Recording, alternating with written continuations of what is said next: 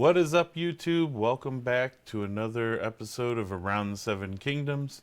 I'm your host, Stefan Stovetop. Uh, I have joining me today, as always, my co-host and partner in crime, Mr. Kurt Belissaris.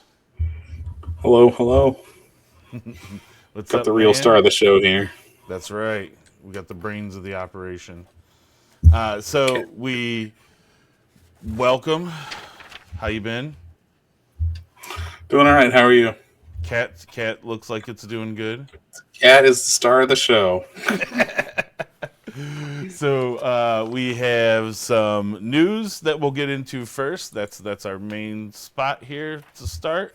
So I have my little intro for news. Dink. All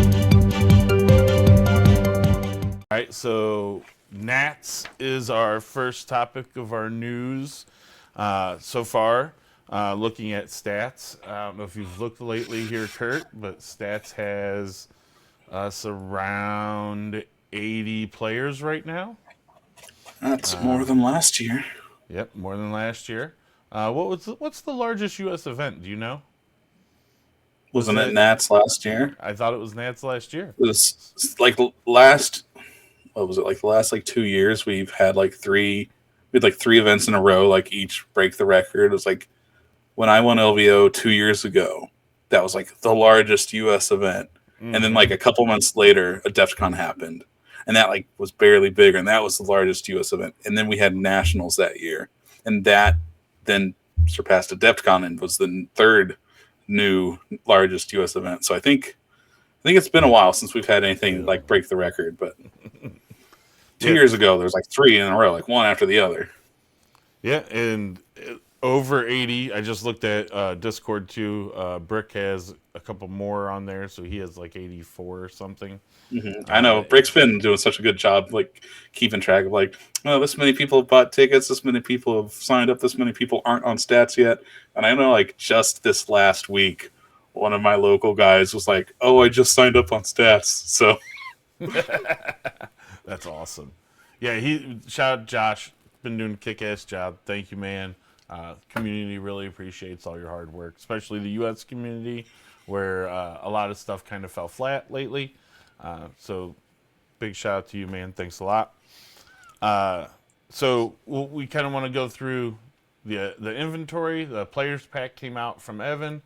It has the itinerary and all of that stuff. yes, the player It packet. has, yeah, the player packet has the itinerary and all that stuff. So we kind of want to go quick summary over that so nobody's surprised about anything.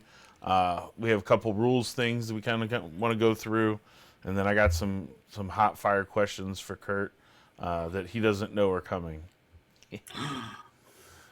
So first off, itinerary Friday isn't a actual tournament day, but that's the day that we'll be on site setting up. I know that I'll be there setting up the camera, getting everything tested. Which I'm day not was sure. that? Thursday or Friday? Friday, Sorry, Friday. Friday. Okay. So Friday from like 4 to 8, they have the back room will be open probably to most people. You're more than welcome. Come say hi. We'll be hanging out there for a while.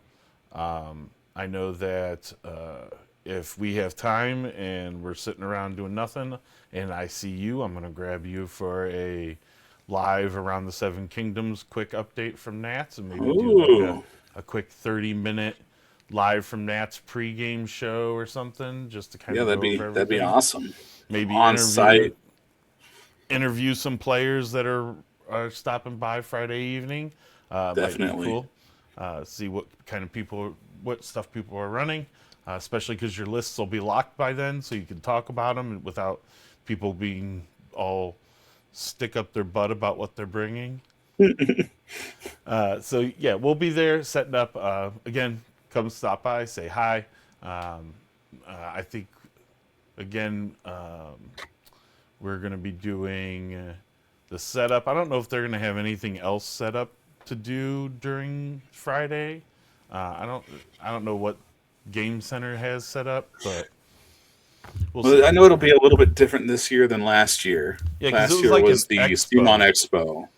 Expo, but still, I know they have games at Game Center, and I know last year I brought like some party games that we played like back at the Airbnb. So I suspect people there Friday night will be, if not practicing some Song of Ice and Fire, could just be casually playing other games and hanging out.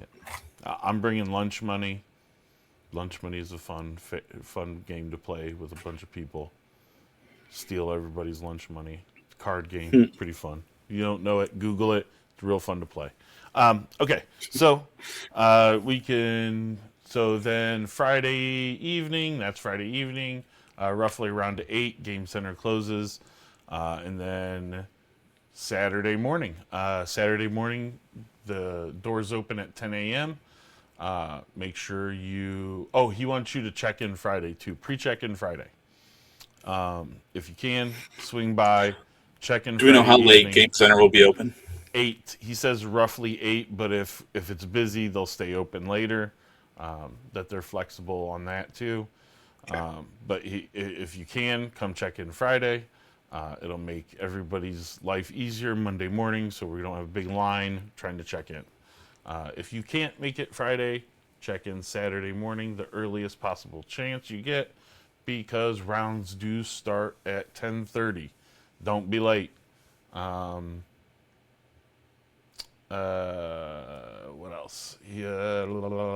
Don't be late. Round 1 is from 10:30 to 2 hours. So this is the next thing. So in the each round is going to have a 2-hour hard time limit. We've asked what the hard time limit consists of. Our response back from the TO Evan was, let me pull it up real quick. To clarify, you just jump to the end of the round at the end of that activation and score whatever you're going to score. That's it. If you have any questions about it, you can message Evan, and I'm sure he'll be glad to answer any of your questions. But he's saying at the end of the round, jump to that activation and score whatever you're going to score. So 2 hours. So hopefully 2 hours is enough time to finish, so you don't have any kind of questions like that. If you get your game done before the 2 hours is up, then it will never be an issue for you. Yeah. So just make sure you're playing a speedier game. You're not taking so long that it comes to the 2-hour time limit. The 2 hours is on the longer end. Some tournaments go 90-minute rounds, so 2 hours is a greater amount of time than some. And the 2 hours does include setup, so it's not 2 hours of playtime. So you get there, you get your stuff set up, you get everything set up in 10 minutes. You have an hour and 50 minutes left to play your game. Yep. So you get your setup earlier, the more time you have to play. Yeah. Exactly. So make sure you're not spending all day long talking about convex and concave to your opponent. You already have your convex and concave deployment strategy set. You're ready to place them down. You know exactly where you're going. You're right on it. So just be aware. Try and get your games done as fast as you can, because there is a 2-hour hard cutoff, and we don't want to see any players go to those 2-hour hard cutoffs. Again, in the player pack, that is the time. At the end of Saturday, he'll have, what do you say? There's a hard stop between rounds. We'll have 15-minute breaks with a longer 30-minute late lunch after the second round. After the second round. Yep, so 2:45 to 3:15. A savvy tip, he's saying, you can order lunch from Jimmy John's or a similar place beforehand and have it ready to ideally eat around that time. There will be 4 game rounds on day 1, each round consisting of 2 hours of playtime, followed by a small break in between for players to clean up, use the restroom, blah, blah, blah. At the end of day 1, we have the food truck community dinner food truck that Evan put together. Again, thank you, Evan, for setting that up for us. That's super cool of you. He has an Old Smoky barbecue truck. Will be on site from 6:30 until Game Center closes. So if you get a spare second in there and you want to run out there and grab something, I'm sure you can. Or like me, I'm gonna put the stream on auto and I'm gonna go eat me some barbecue, and then I'll come back licking my fingers during the stream. That's what the fans are here for. Oh, we're gonna have some barbecue reviews. Ooh, lip smacking barbecue. All right. Anyway, so that's the dinner. Again, Game Center has beers on tap. Awesome. That's gonna keep everything flowing nice and smooth. Excuse me. And then that'll end the day. Whenever we leave, we leave. Excuse me. Sunday morning, we same way. We're gonna start at 10 a.m.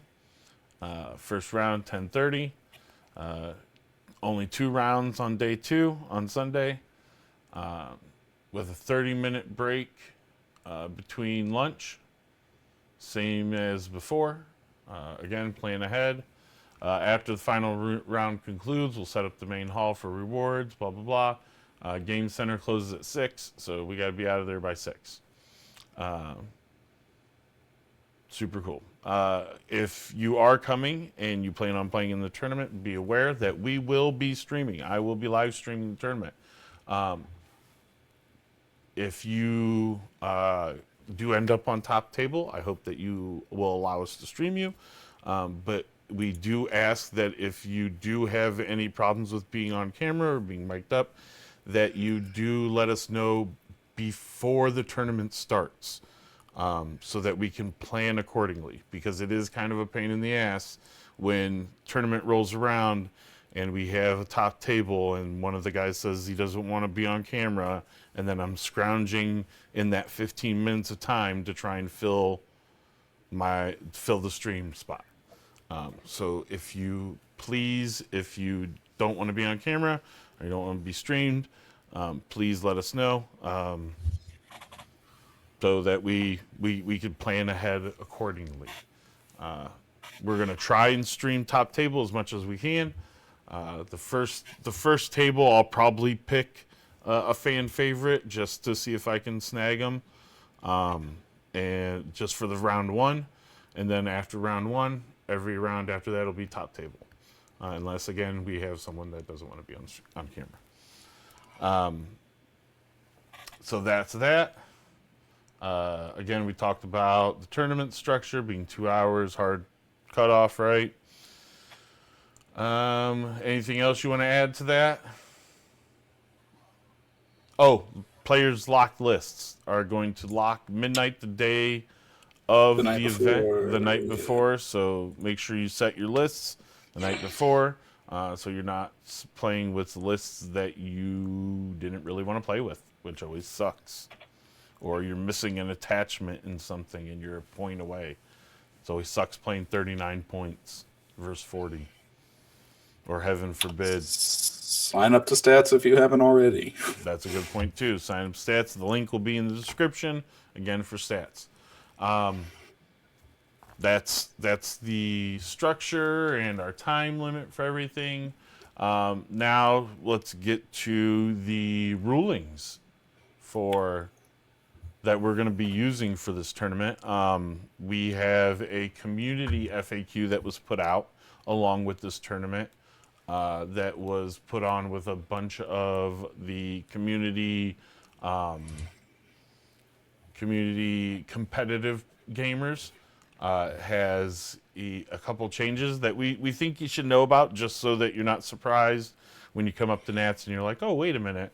I thought I could run a bajillion bears and put them wherever I wanted. And then not in this tournament, you can't. So we're going to kind of hit on some of the topics we think might be the most interesting for everybody to make sure they know about. So first off is the bears. So I'll quickly go through his ruling on the bears, and then I'll ask Kurt for his opinion on it. So okay. The skin changer bears. Using the current deployment rules, free folk skin changers can deploy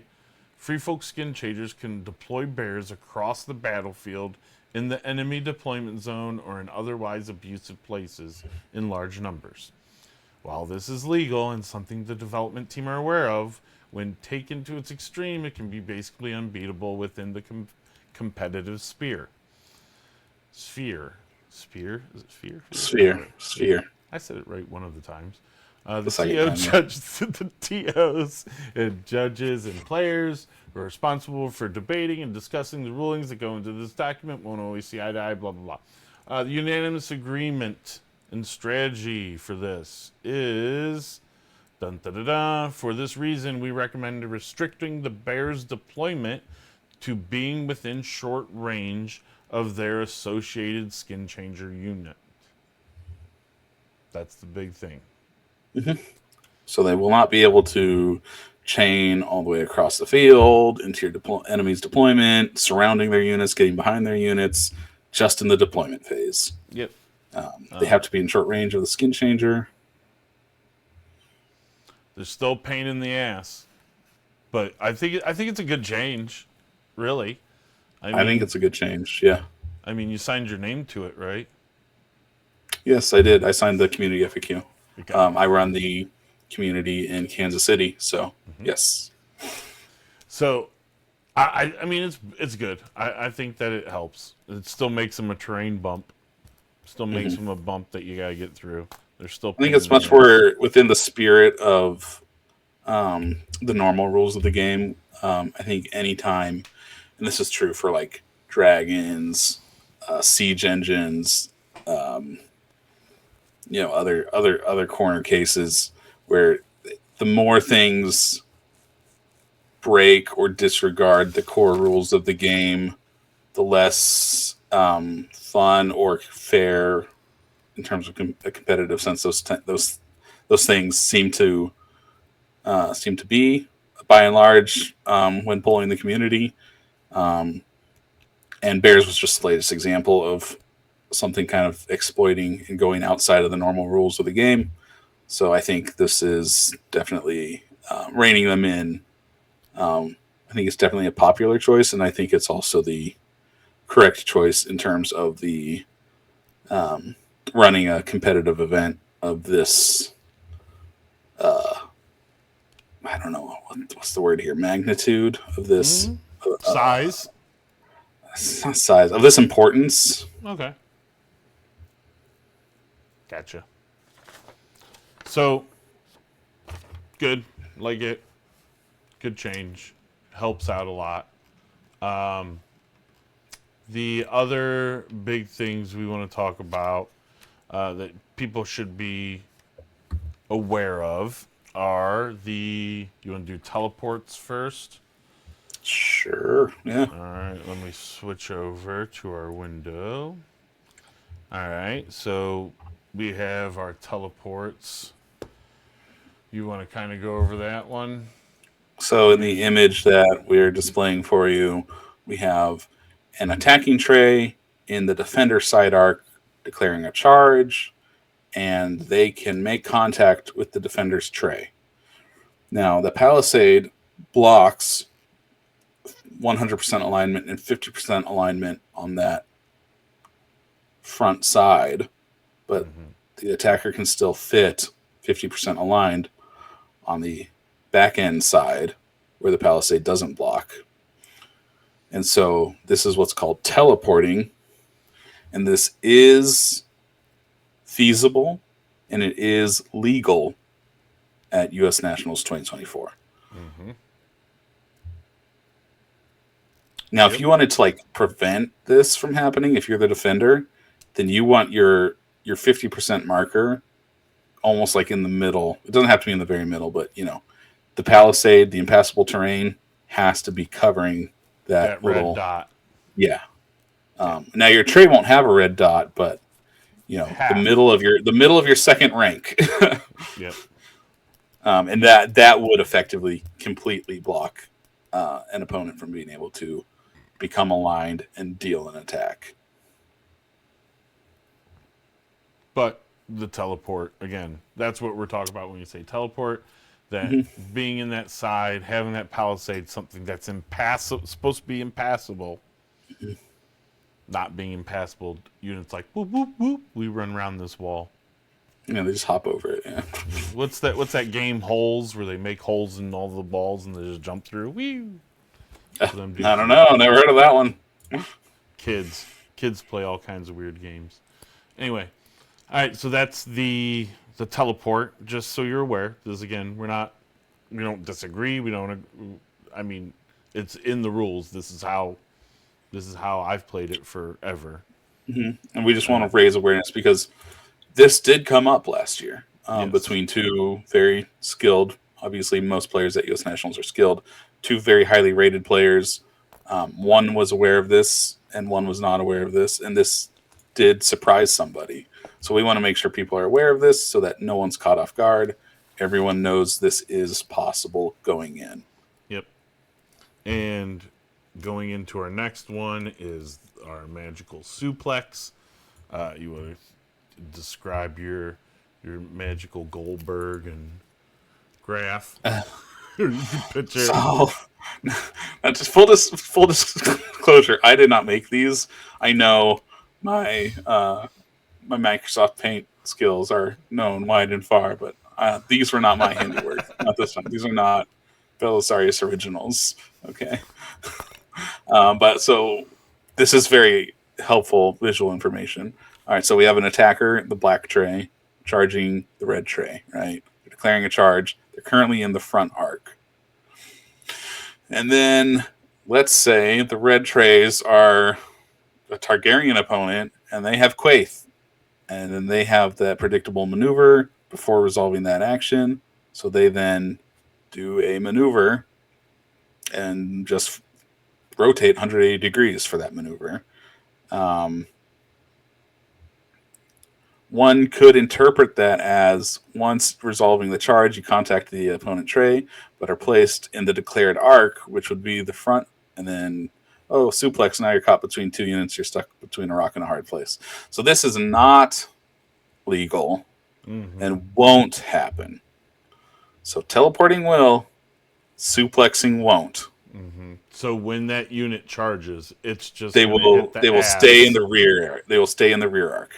Yeah. Yeah. So not you spinning around 180 ain't gonna do it for you. You still got to move and get away from that unit with quick. Yeah. Get away from the unit. Don't spin around and show it your ass like Braveheart movie. Because that's basically what you're doing. Yeah, you're just like eat shit. There you go. Yeah, so this will not happen when you charge. You'll happen in the third column, not in the fourth column where Goldberg is throwing dudes to the wolves in between the two guys. We're not making. Never mind. I'm not going to go there. There's a reference to a Paris thing, but we're going to leave that go. Anyway, it's a semi-family channel. All right, so that is our. Is there anything else you wanted to point out in the community document? And all these documents are on our Discord page, pinned to the U.S. Nationals channel. I think they are also on the stats page, right? Everything should be on the stats page now. And I can't remember else where he put them. I thought he put them on Facebook. I can't remember. If not, I'll link them in the bottom in the description so you can read them. Even if you're not going, you got the community document that you can go through. You want to talk about high garden pikes charging? Oh yeah. High garden pikes. Do your. That's all. Yeah. So another item that I think people, if they haven't, seriously, go read through the player packet. Go read through the community FAQ. We're just highlighting a couple items that we think people should be aware of. And one that we're bringing to your attention, in case you have not read through, is charging effects. And so this could come up with Renly 3, King in the South, and Highgarden Pikemen. Renly has the card Overconfidence. And with that card, he can send an infantry unit to perform a charge action on an opponent's unit after they complete a maneuver, march, or retreat action. And when they charge that unit, instead of performing a normal melee attack, they deal 2 hits per rank in the charging unit. So if you have a full unit, you would deal 6 hits. Now, where this becomes relevant is when in combination with the High Guard and Pikeman unit, we have the ability Coordinated Assault. And with the ruling that they're using for U.S. Nationals 2024, Coordinated Assault on High Guard and Pikeman, when charging, deals +1 hit for each remaining unit in the rank. So if it's a full rank unit, that would be 3 hits. That can be comboed with Overconfidence. So 6 hits from Overconfidence plus 3 hits from Coordinated Assault. You can have 9 hits from a High Guard and Pikeman unit off of the Overconfidence card. Boom, Lance Cav. So be aware of that. You might not run into any Renly 3 players. There might not be any Baratheons running Renly 3. Or even if they are running Renly 3, maybe they don't have any...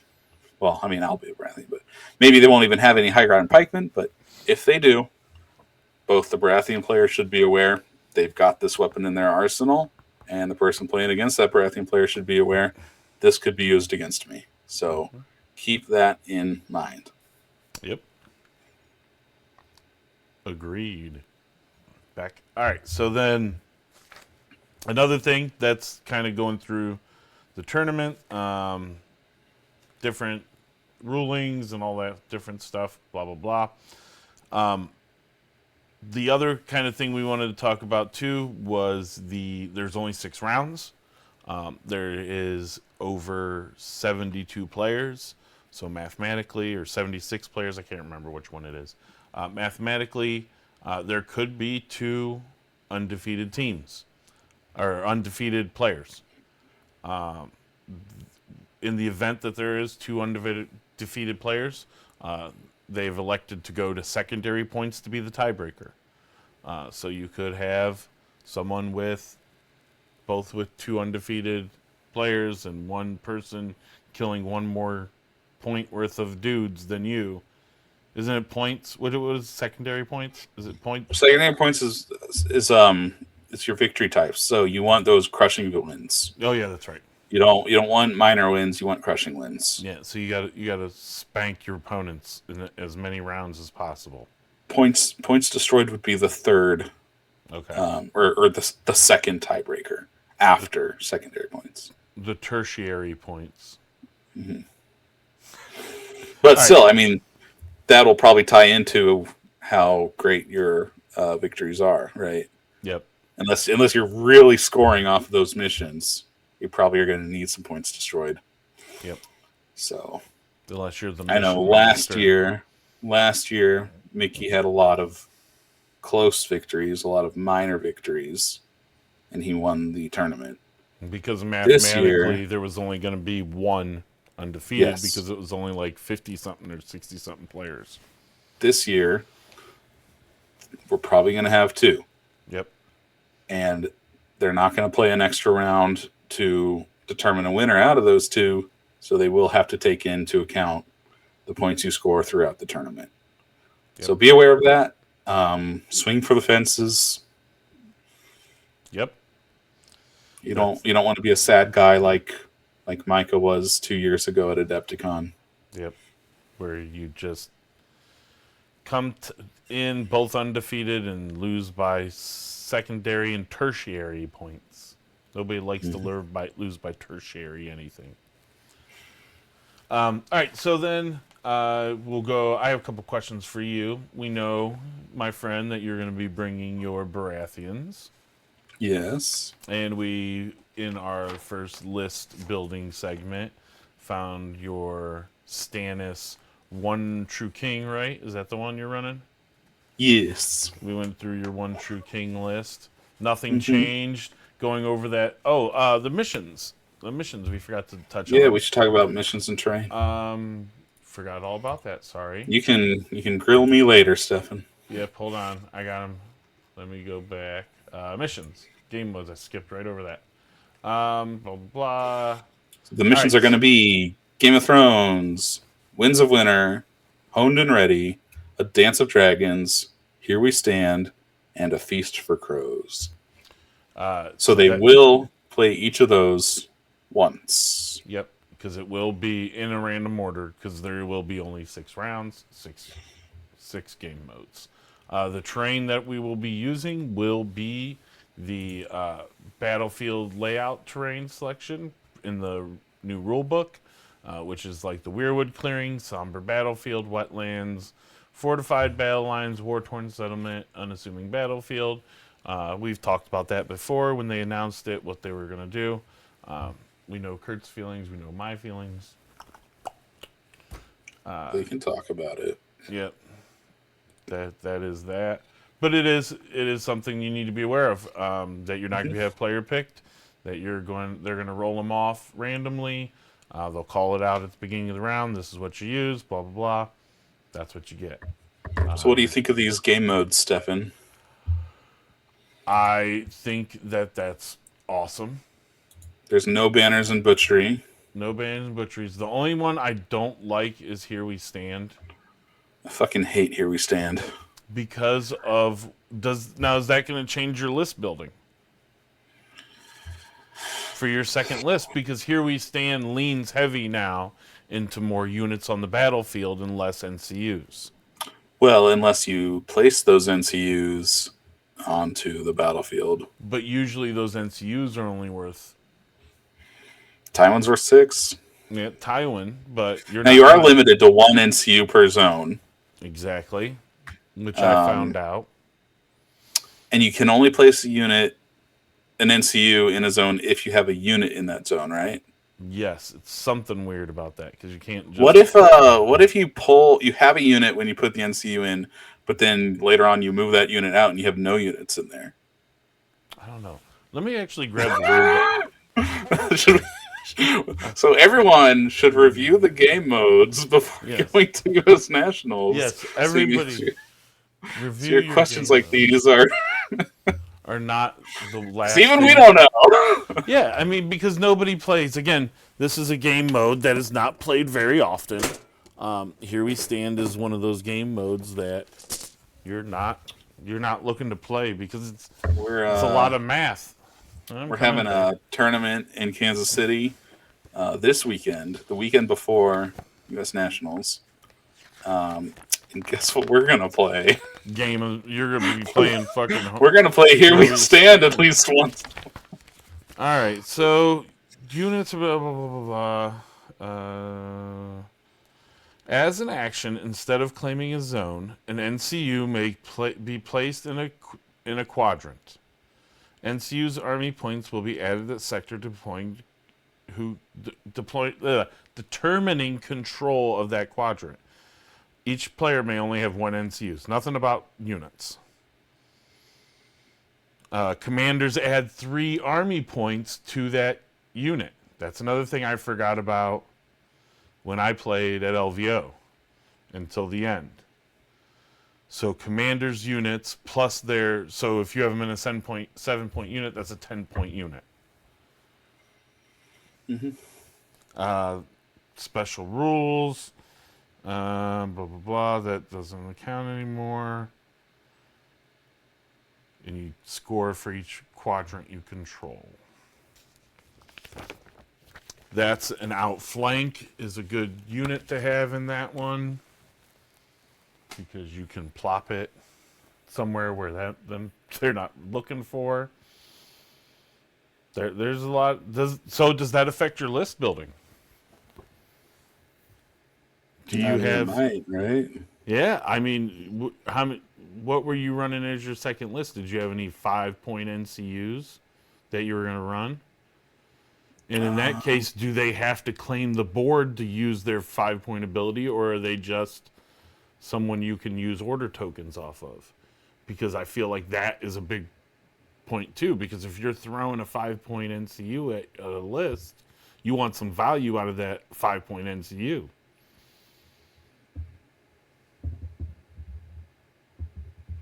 Well, maybe being on a quadrant is value. Yes, exactly. Which one do you weigh? Which one do you weigh more on? That NCU's value, that point to have that extra 5-point NCU, or that point to have their ability to shut someone down, or the flexibility to choose. Well, so that's where everyone's favorite answer comes in. It depends, right? So if you have Elena, because it's a replace zone effect, right? Yes. To go into a quadrant. Mm-hmm. And Elena's ability is replace zone effect. That's why I we're don't know. talking about it. Which one? But like, let's say Tywin. Tywin's once per game. So every round, unless you really need whatever zone on the tactics board. No, it's not. So as in their action, instead of claiming a zone. Uh-huh. Yeah, so every round, unless you really need the tactics board, you might as well use Tywin, who's, for all intents and purposes, a naked NCU with the exception of the once per game. Yep. And just, I have 6 extra points in this quadrant. Mm-hmm. That's going to be rough. And there going to be a lot of Lannister that players. raises Tywin's value, at least in that game mode. There's going to be a lot of Lannister players, too, because of Gregor and the new Honor Guard that they have that has, you don't have to expend the tokens, and then you got massive spike damage when it comes to that unit. That's going to... So then what was your other question? Does the game mode affect my list building? I already built my lists. My lists are already entered. So, but you still could change them. You still have a week. I still could change them. Yeah, but like to answer your question, I do have a more combat heavy list as my second list. Yes. Do you want the full list? Like, no, we don't have to have the full list. I'm just saying, for me, like me reading that game mode list, I automatically jump to a 5 combat list. Five combat unit. Yeah, 5 combat units. Okay. I want to make sure I jump out and I grab as much real estate as I can and cover as much. It take as much board dominance and board supremacy as early as I can.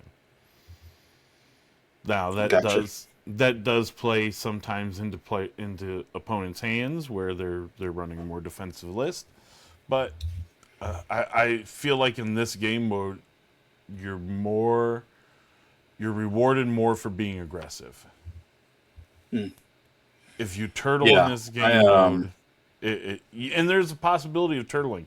You run up into someone who's running Tywin and another 5-point NCU, and they just drop their NCUs on you, and you're hating it. Mm-hmm. No, I agree. I have a historically bad record in this game mode. I think I've won a Here We Stand game in my entire time playing this game. One time. And I don't play this game mode that often because I hate it. Mm-hmm. And every other time I've played it, I have lost. I lose pretty much every time I play it. It's a hard game mode. I will give it that. It's a challenging game mode. I feel like sometimes it doesn't lead to the play style that you want out of this game. The only game I lost at LVO. Here We Stand. So I had some weird interactions where I thought things were you could double up on certain things and you couldn't and whatever. But it is you lost on Here We Stand too, didn't you? Yeah. And that's where we're trying to help everybody out. Go over your missions. Make sure you understand what we're playing. Maybe some of you haven't played Wins a Winner. Secret missions sometimes aren't very favorable. So to check out that one too, make sure you read So we through have the Dance rules. with Dragons. Dance with Dragons, normal, Feast with Crows, or Feast for Wait, Crows. which one's Dance with Dragons? Is that the eggs for your speed 2? Yep. Yep. Okay. Yep. That's right in Honed your and ready. wheelhouse. Bring your castle walls because we will be playing Honed and ready. Yep. Make Bring your sure mission deck because we will be playing Winds of secret Winter. mission. Bring everything you have. So something else people need to be aware of is terrain and the battlefield layouts and how that interacts with the game modes that we have. So in Honed and Ready, you cannot use palisades. Good point. And for the battlefield layouts, we have one of them is the Fortified battle fortified lines. battle lines, and that includes palisades. So your option there in fortified battle lines is low wall ×2, and then palisade or stakes ×2. If on Honed and Ready, fortified battle lines is drawn, we have been informed they're not going to re-roll the battlefield layouts. Nope, it's 2 stakes. So you will not have a choice between palisades or stakes. It will just be 2 low walls and 2 stakes. Yep. The other game mode where this is relevant is Feast for Crows. Yep. And there are multiple battlefield layouts which have corpse piles. On Feast for Crows, you cannot select corpse piles. So if Somber Battlefield comes up, or Wetlands comes up, or War-Torn Settlement comes up, and the game mode is Feast for Crows, you will not be able to select corpse piles, even though they're listed in those battlefield layouts. So maybe less terrain in those game modes. Or at the very least, less options. So this is another reason why I'm not a fan of battlefield layouts. If he was re-rolling it, would you be a better fan? Yes, if there was if they made sure that there was not a conflicting layout with mission type, I would dislike it less. The fact that that's not happening, I think, is a mistake. But I am not the TO for U.S. Nationals 2024. I am not making the rules. You are not. So, again, know thy mission, know thy deployments, and know thy terrain. It will affect your play.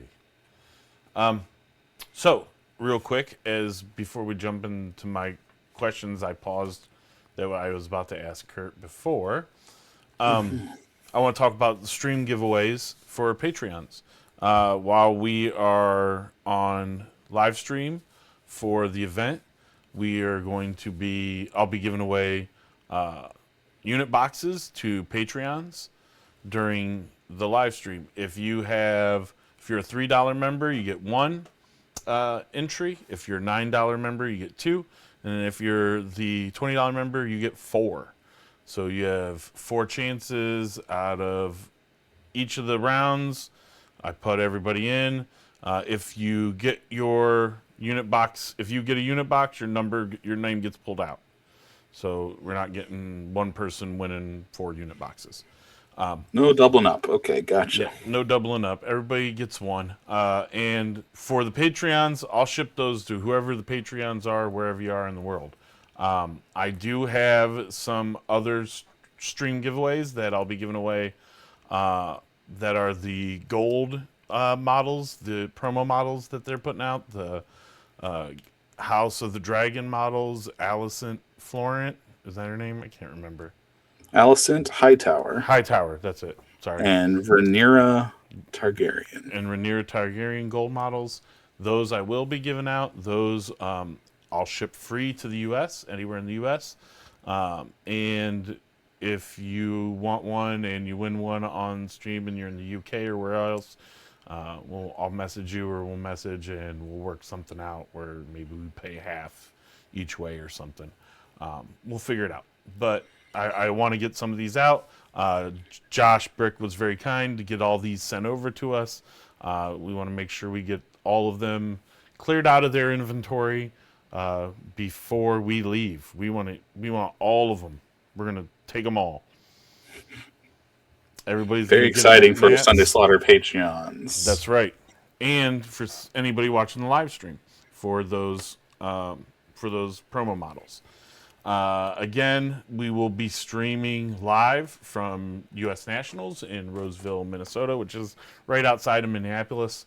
That'll start at 11 a.m. Eastern Time, 10 a.m. Mountain Time. I think is we're in Mountain Time. I can't remember what we're going to be in, but 11 a.m. Eastern Time. And those will go again till we're doing 4 rounds that's 6 hours, half an hour. So we're 7 hours, probably going to be around an 8-hour stream at some point with and without breaks. So make sure you stay tuned, hang out with us. I'll be commentating. I won't be playing. Mr. Kurt will be playing. And that's it. He'll be playing. And we'll try and get some people sit in with me and chat about the game. And hopefully you guys will live chat with me and hang out and ask me questions. And we'll talk strategy and see what players are doing. And that's pretty much most of the Nash news. The largest song event in the U.S. history.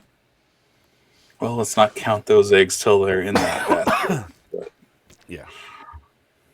All right. So looking to be. Yeah. Our next giant news item that got dropped on us was the rest of Brotherhood Without Banners being released. They released Heroes 1, I believe, was the last. We missed a couple in between. We're going to go over all of it right now. We wanted to wait until we had everything. We didn't want to piecemeal it to you. I believe we have everything now. We hope. Or we don't hope, actually. I hope there's more. Because I love it. I love every last bit of these Brotherhood. I can't wait to play around and mess around with them. So we'll start off right at the top. Let me switch over to the window. Let's start off with the new Red Wizard. He has Thoros of Mir. Mir? Is that how you pronounce it? Yeah. Okay. Yay, I got one right. Okay. He has Prayers to R'hllor. Is this the commander or is this the attachment? Or is this is the commander. We'll do the commanders first. So I can't see anything. Yeah. We're doing the commanders. So we're doing Prayers to R'hllor. This unit gains +2 to morale rolls. Awesome. And begins the game with 1 faith token. Yes. Each time it passes morale, gains faith token, like always. When you have faith, when this unit performs a melee attack before resolving that attack, this attack gains Sundering and Vicious. Badass. Like that. When an enemy in long range fails a panic test, this is where it gets good. Target 1 friendly unit in long range of this unit. For each wound that enemy suffered from this test, restore 1 wound to that friendly unit up to 3. That's fire. I love that. I love it. That dude ain't failing morale tests. He's going to have a bajillion faith tokens on him. And he's going to be healing the shit out of everybody around him.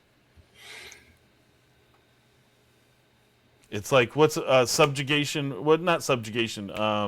Hear Me Roar. What's, damn it. What's the Lannister card that heals? Fealty to the Crown. Thank you. Fealty to the Crown. So, some things to note here. It doesn't appear that he starts with a token. It does. Does he? Yeah. He begins the game with 1 faith token. Okay, yes, okay. Yep. So he has Stalwart, and he begins the game with 1 faith token, much like most other faith units in the game. Yep.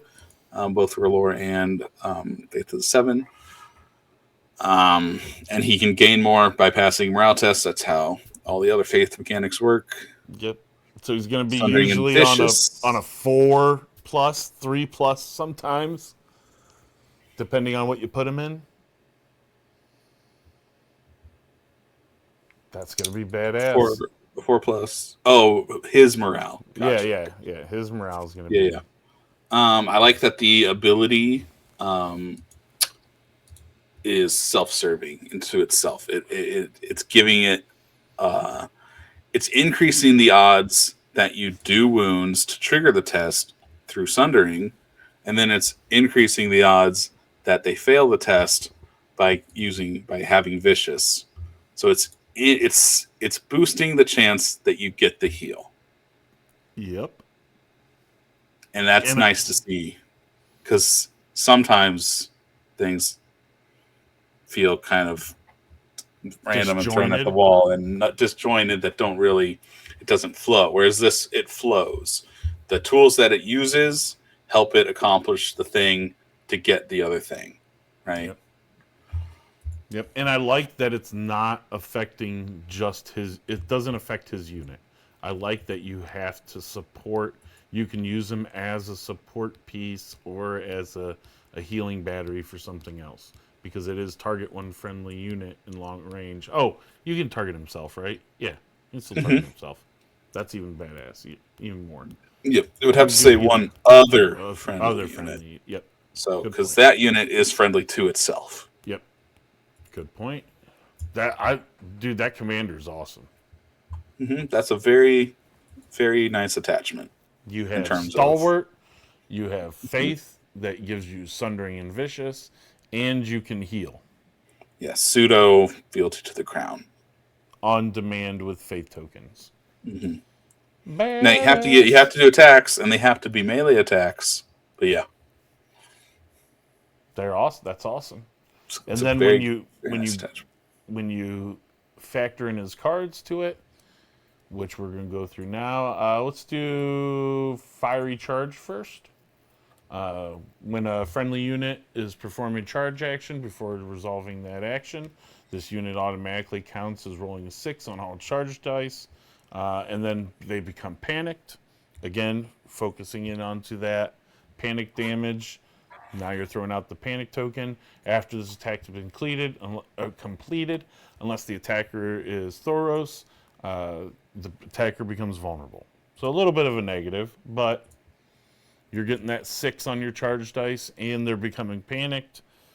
And if you want Thoros to charge, which you're probably going to want to anyway, because you want him with Vicious and Sundering and healing himself and healing everybody else, that's pretty damn good. Everybody wants some fiery charge. Very, very similar to the Rush of Aggression card that Andrew Commander has in Baratheons. But they're swapping out Critical Blow, and you're getting Panicked instead. Which, for Thoros, that Panic token might be better than a Critical Blow. I think so. Because he already has Sundering and Vicious. So you want either that vulnerable or that panicked on him. So fiery charge is good, especially because you're going to probably put Thoros in something badass. You're going to want him in what? You put him in Kingsguard. What Kingsguard already have? No, they have Crypt Blow and what? They have Crypt Blow and Sundering, or Kingsman, not Kingsguard. Yeah, it's like Kingsguard. Sorry. So you're saying Thoros and Kingsman? Yeah, is that they have Sundering already? I can't remember. Yes, they have Sundering and they have conditional crit blow and rerolls. Yeah, so then maybe not them, but you get the point. So you probably don't want to throw your Thoros into Kingsman. No, but there's other things will go to their units that you'll probably throw them into. Next card is going to be Loved by the Small Folk. When an enemy performing a melee attack, when an enemy is performing a melee attack before rolling attack dice, so this is before they roll their attack dice, that enemy performs one morale test. On a failure, they become vulnerable and weakened. That's pretty good. If they're in short range of Thoros' unit, they suffer -2 to their roll. Not bad. I mean, it's a okay card. I like tokens. You like tokens. They probably need some kind of token generation. Now they get the vulnerable in the weekend. Yeah, that's Loris's card, right? Is it Loris's? Is that the exact Loris's card? I know that he had Love by the Small Folk. I didn't know what it did. I thought it was a heal. Loris, enemy performing a melee attack. Before they roll that attack dice, they do a morale test. They become vulnerable and weakened. Yep. Yep, same All right. tokens. And if they're in short range of Loris, -2. Short range of Thoris, -2. Yep, it's Loris's Yep. card, but it's Cool. Thoris. Yep. Not bad. The -2 to the roll is cool. I mean, it's contended. Yes, you want to use it in theory. Because you don't want to just let it be a normal morale test. Because they're probably going to pass it 9 times out of 10. You want to make sure you use that on Thoros. I was trying to look ahead. Okay, anyway. So then that's the next one is the Last Kiss, which is when a friendly attachment would be destroyed. Instead of being destroyed, place that attachment in a combat unit of the same type, ignoring the usual attachment restrictions, replacing a model as usual. At the start of any turn, get on out of here. Draw 1 tactics card. That's pretty good. I'll nice take to have that kicker at the end. Yep. The attachment, I mean, it's not the commander. Can it be the commander? It doesn't say it's not the commander. So it doesn't. Yeah, there's no limitation there. Okay, so you can bring your commander back through that. So there's another way to bring your commander back through the Brotherhood. It's the Last Kiss from the Red Wizard. So that's cool. I like that. Nice. And then we'll go on to... Let's go to... Barrack Dondarrion. Sorry, 1 sec. Yep.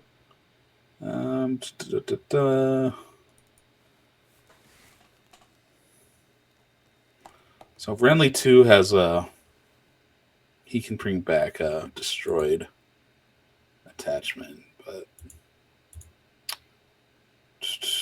Renly 2 is bringing back one that has been destroyed. Last Kiss prevents the destruction. Okay. Yeah. Now I wonder, can that be used?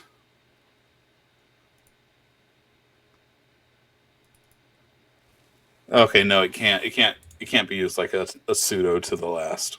Yeah. It would just jump to a different unit. Okay. Yeah, it wouldn't keep the unit alive. But yeah. The wheels are always turning. Always, even in this. So we're going to run to Barrack Dondarrion, the Lightning Lord. That'll be our next one. He has Sentinel. We all know what Sentinel does. Duty to the Crown is when it passes a morale test, it restores a wound. If you control crowns, gives you dos woundzos. And then Pathfinder, ignoring dangerous, hindering, and rough keywords. Always great to have Pathfinder in conjunction with Sentinel. Pretty badass. I like the combination there. That works pretty good together, I think. Excuse me.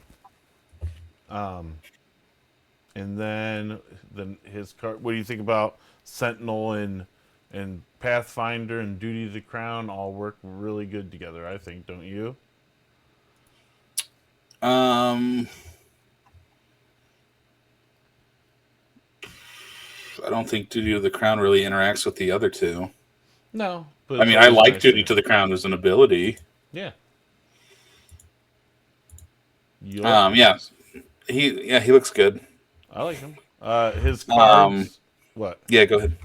I was going to say his cards are the Lightbringer, which is after a friendly combat unit completes a melee attack, target one enemy in short range of the attacker. It suffers a panic test with a -1 to their roll for each of their destroyed ranks. If the attacker's barracks unit, the targeted unit also becomes panicked. Mm-hmm. That's pretty. We And like I said earlier, having the panic token to go with the panic test, it supports itself, right? Yep. Awesome. Awesome. What is his other card? Hold on. We got Six times too many. 6 times too many when a friendly infantry unit would be destroyed by melee attack. That unit is not destroyed, but instead remains in play with 1 wound to the last. So there's your pseudo to the last, right? Yep. Attach this card to that unit till the end of the game. While attached, this unit cannot be targeted by friendly or enemy orders or tactics cards. We talked about this at the last one because this was one of the ones that was released. Yep. So, not a bad card. It is tied to a melee attack. Keep that in mind. Yep. Tied to the melee. And then Assault Orders being his third card, which is Barracks unit can perform a charge action off of his Assault Orders, or anybody can make a melee attack. So, looking at Thoros and Barrack, which units would you put them both in, respectively? Ooh. So are we not going to talk about Catelyn? Commander. Oh yeah, you want to jump to her next? Yeah, Catelyn Commander. We still have one more commander. All right, one more commander. One more commander is the probably the most interesting. I think this one's going to be sweet. Catelyn Stark, the Lady Stoneheart. She has Horrific Visage, which ties right into her, and Intimidating Presence. Pretty cool. Her cards are Lash Out. Lash Out on this is going to be good. Especially with the poor people that they have, or what are they, the poor farmers, or whatever they're called. What are those people? What are their? I forget what they're called. The peasants. The peasants. That's what it is. You do peasants with them, taking wounds for them dudes with Lash Out. Lash Out is good. Price of Failure, another good one, with all attack dice hitting automatically. If it's not destroyed, you become panicked and vulnerable. And then the last one, which is a new card, is the Vengeance in Blood. After an enemy completes a melee attack, if it destroyed a friendly rank, target one friendly combat unit that was not the defender. They may perform 1 maneuver or march action. If this targets Catelyn's unit, they may perform 1 charge or attack action instead. That's pretty awesome. I like that.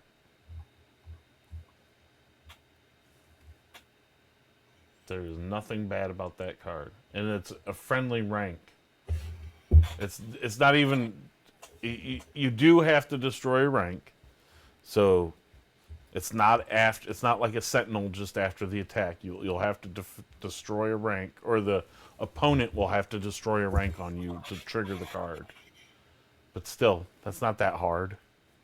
Yeah, so it's similar to Sentinel, but slightly different. Yep, and you can perform the charge or attack action off of it. It can be a march, yeah. And it could be a shot, too. I don't know why you'd put her... I guess you could put her in Archers, or the new Archer unit, that hidden shot and everything they got. Oh, yeah, because it could be an attack action. Yeah. Yeah, not a melee attack. Could be an attack action. So you could put her in a ranged unit. Could put her in Thorn Watch. Good. Thorn Watch with we're going to come up later. Thorn Watch with Horrific Visage. I like that she has Horrific Visage, and it's not just by itself. Yeah. She has Intimidating Presence too. Yep. So it's that Bruce Bolton and Blackguards combo, right? Yep. It's like in the past you needed both of those to make that unit kind of work. She comes with the whole package. Yep. I like it. I think the model's gonna look sweet too. But yeah, super cool. Lash Out's a strong card, especially against a heavily armored opponent. It is a little tricky though. Your unit has to not die in the process. Yep. And then Price of Failure, all our Gregor players know. Yep. Price of Failure is good. Mm-hmm. Price of Failure is good. I like it. Okay. So now we could talk about what you would put them in. So I mean, looking at the units, you have men at arms We with have, crit blow. yes, Men at Arms, Peasant Levy, and Brotherhood Archers are the within faction units they have. Yep. There's the neutrals also, and then there's Stark and Baratheon Yep. infantry. Ooh. Um, I mean, we just said Catelyn could go in Brotherhood Archers because they could get that free attack. Yep. But then how much... You probably aren't getting a lot of value out of your horrific visage and intimidating presence in an archer unit. No, because unless you're trying to keep people off of your archers, and that Yeah. dissuades them. But I don't know. I'd still charge a 6-up archer if they had his rogue visage, just to get rid of them, probably. Mm-hmm. But again, I don't know. I don't know if I'd put her in there. I'd put her in. I think Man at Arms makes sense for Catelyn. Mm-hmm. So if they can get the ambush, Yep. then they get to throw out a Okay. panic token. That'll go well with your intimidating presence. Yep. They already have crit blow and sundering. Yep. And they'll get the +1 to hit. They'll swing hard. 7-6-4 dice. They got a 4+ armor. You can make them pretty tough. You can make them pretty tough. Is there like a Stark unit we're not thinking of? Berserkers. Oof. You attack them with less ranks. That'd be rough. I'm not a Stark player, so I can't give you the in and out of the Stark. Maybe Cranog Trackers. Because they have both a ranged attack and a melee attack. Yep. That would be a good one. That's one of the very few factions I only played like one time. What do we think of? Anything in Baratheons? Oh, God. Free charge could be good for Highguard and Pikemen. Mm-hmm. Maybe R'hllor Faithful. Yep. So they can gain that vicious. What about the Red Wizard? Red Wizard. Is probably Thoros my of Myr. second choice. Is my probably second choice of what I'd want to build a list around. Now that you could put, because they're gonna get Sundering and Vicious. You put in Men at Arms. Yeah, then you have all three keywords. Yep.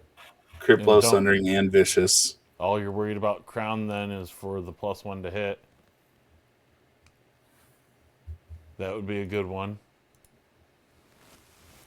Or what is there for? I'm sure there's something for Starks that you could throw in there. Oh, I'm sure. That's gonna give something vicious. He could get it. So something that Housebuilding for Berserkers don't really have is they don't have any keywords right now. Mhm. They get a lot of dice. But they get nothing. They're just naked dice. Yep. So Thoros of Myr, Housebuilding Berserkers, he gives them Stalwart, right? Basically, Yep. every rank they lose, they gain 1 defense and 1 morale. Yep. So they go from 5 to 3 to 2 to they become unpanicable. Yep. They could be 1-up morale. That's crazy. Yep, that could be a big one. And they'll have Vicious and Sundering. And they'll heal themselves if they want to. What else? The Crit Blow. You could put them in She-Bears even. Because then What you about give them Mormont War Cry. Bruisers? Bruisers are a good one. Disrupt. You can already get disrupt from your peasant levies. The problem with Bruisers is they're a 5-up armor. Mm-hmm. It's But same then they'd with be a Berserkers. 4-up morale. Yeah, that's where I was thinking She-Bears, because then you get critical blow, you get vicious, you get sundering, and then you get a +1 to hit for each of the units destroyed ranks. Well, hear and me you out. get Hear me out. War Hear me Cry. out. Bruisers could get critical blow and precision and rerolls. And Thoros gives sundering. And Thoros gives vicious. You can get literally everything and the rerolls to boot. Yep. But if you get shot, you're screwed. Yeah. You got to make I mean, sure that's you true don't with the get Ruler shot. Faithful too, right? Yep, that's true. What about? Great Let's see. Axes Great doesn't Axes work. probably don't care too much because No. they're already doing their. They don't Bog care about Devils. sundering. Bog Bog Devils give Devils might you be a good choice. rerolls and precision. Winterfell Guard. Winterfell Guard. Oh God. Ugh. But then you're not getting the value out of their adaptive, so probably not. Yeah. Oh, that's true because you have to. Yep. Yeah. There's a couple good ones in there. Oh man, that's gonna be some dirty. There's gonna be All. so much experimenting going on when these guys come out. Oh yeah, because well, there's so many different ways you can go. Hmm. Especially even with Baratheons. Like even the Baratheons, you can grab Rose Knights. Rose Yeah, Knights. nice one. Yep, You and could do that healing on them, get that deadly bloom going. give the keywords that they are severely missing. Yep. That would be good. Doesn't help their 4+ or their 4 movement that every Baratheon player hates, Right. including you. If you're not worried about the movement, Queensman, Queensmen. Yep. 3-up Hold the armor, line. Hold the 3-up line. morale, self healing, Sundering and Vicious. Yep. Hold the line. Yep. There's all kinds of good stuff. I can see it. I can see it. There's all kinds of good stuff. Even like Thoros looks really cool. yeah, I like that. What Barrack. was Barrack? Which one was the one we were talking about? The heal and for Thornwatch. Oh, we'll get there. That's an attachment stuff, and we'll get there. Attachment. I can't remember. Barrack, he's got Sentinel, so he probably doesn't want to go in Baratheon Sentinels. Duty to the Crown, and Pathfinder. Mm-hmm. So Duty to the Crown could heal with Rose Knights. Yep. Sentinel gets them moving faster, and A little bit. Yeah. dangerous terrain doesn't hurt them, or any of that shit doesn't Rough slow them down. terrain. Yeah. Yep. That's actually not a bad idea. I think he'd be a natural fit in Men at Arms because they want to get in the flank. That Sentinel could help them get in the flank. Yep. I think Barrack's a natural fit in his home unit there. I don't think you have to be too crazy. Yeah, I think there's a lot of fun stuff you can do. And then when you start comboing them in with the attachments that you can do, which we'll talk about right now, the attachments will do Tom's Silver Strings. He's or 7 Strings. I'm sorry. Tom 7 Strings was first on my list. He just gives taunt, easy peasy, lemon squeezy. The next one is going to be. Hold on, I gotta scroll down a minute. And Guy. And Guy, I think, is a natural fit for Thornwatch. Thornwatch. Yep. Swift Retreat with the cards that they have, that the heal and outflank is always good. And then they have Sudden Retreat as a card for the Brotherhood. All good. So, and Guy, I think there was a lot of expectation he would boost ranged attacks, right? Mm-hmm. And he doesn't. Not directly, anyway. Nope. But he does give outflank. Mm-hmm. He does give swift retreat. I think the idea was outflank behind your opponent, and then Brotherhood archers hidden shot. Mm-hmm. Get them in the flank or rear. You gain your precision and vicious. I think outflank in practice, you're not really throwing units behind your opponent as much as maybe in theory. Unless they left a big open hole for you. Unless they aren't running cavalry and left a hole, yeah. And so because of that, I actually think, yeah, Thornwatch would be a better home for him. Thornwatch have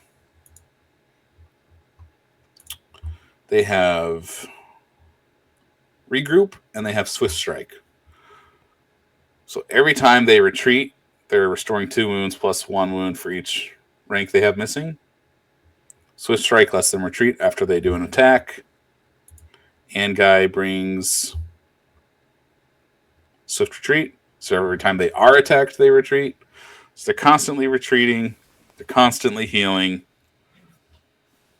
I think that's where I would stick and guy. Mm-hmm. Agreed.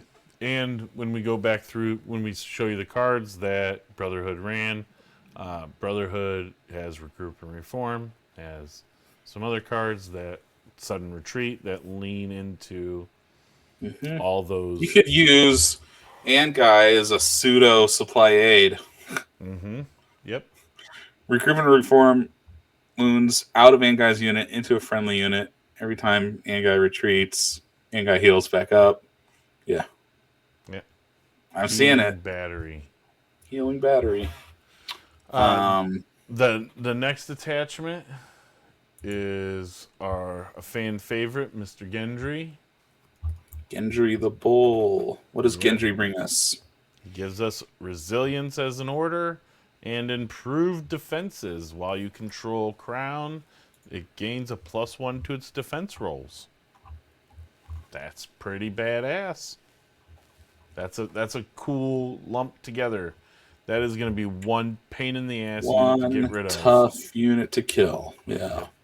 What's the first thing you want to put him in if you were going to put him in Baratheons? In Baratheons? All right, so there's the resilience, so you're not going to throw him in Stag Knights. Nope. What do you want resilience in with a +1 to defense? Kingsman, probably. Yep. That's what I was thinking. Like, that unit is going to be damn near unfucking killable. Another possibility, Halberdiers. Mm-hmm. Oh, you love Give them resilience and 2 up armor. I would just taunt your opponent. Yeah. You're going to almost guarantee that those tokens go out. Yep. But is that Roller Faithful? Roller Faithful. Make them a 4 up armor and have resilience so that they aren't as squishy. That's a good one too. Same thing with Starks. We were just talking about how bruisers were so squishy. Now you got bruisers are squishy, but if you resilience. Have and +1 armor, then they're blocking on 4s with resilience, just like Stag Knights. Yep. And disrupt. That's pretty good. And that could be a Gendry unit. Yep. What about Karstark Loyalists? Karstark Loyalists. Hold on. Let me a unit I feel don't get a lot of. They don't get a lot of talk, but I know a local that plays a lot of them. What's that? Vicious. Well, all right. So Vicious, Panicked. Maybe. They're kind of a panicky unit. Mm-hmm. And they need the enemy to have fewer ranks to gain that unleashed ferocity. Mm-hmm. That could work. All right, so the next one is going to be a Derek. How do you say this? The Loyal Squire? I got to pull it up. Hold on. Edric Dane. Edric Dane. Loyal Squire. He's Barrick's vassal, and he has Regroup. Woohoo! Hey, more healing from retreating. Catching the theme here. All right. Yeah. So the top part counts as Barrick for abilities and effects. Yeah.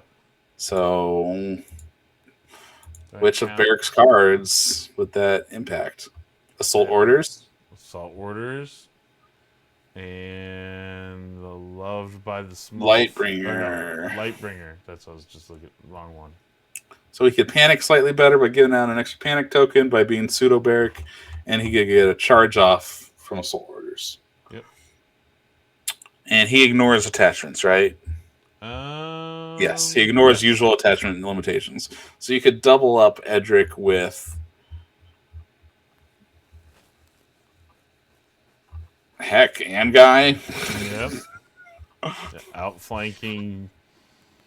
Now you're panicking and getting free charges off, and Jesus, you get free charges off. You're getting a free retreat, and then you're getting a free heal, and yeah. It's like Night's Watch, but with heals instead of shots. Mm-hmm. So that's a good one. That's a good one to tie in with your Thorn Watch. Then we have again a fan favorite, Mr. Hot Pie the Baker. Very underwhelming. Hot Pies. Each time this unit activates, remove a condition token. If you control crowns, you restore a wound. So it's kind of like reinforcements, but instead of healing one additional wound, getting rid of a token. Yep.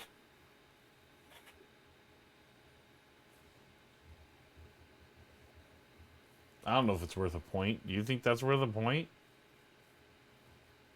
Look at the other ones that are way better. Gendry.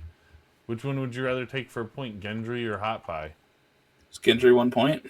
I don't know. Gendry's 2 points. Oh, he's 2 points? Okay.